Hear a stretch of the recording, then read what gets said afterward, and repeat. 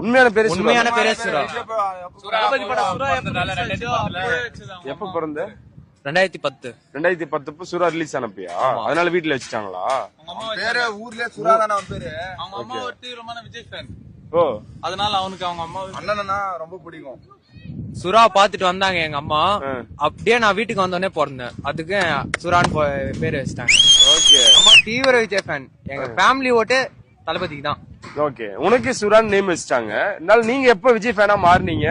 நான் பிறந்ததுல இருந்தே விஜய் ஃபேன் தான். அப்படி சுரான் நேம் வச்சிருக்கீங்களா? சிலர் எல்லாம் உங்களுக்கு கிண்டல் எல்லாம் பண்ணுவாங்களா?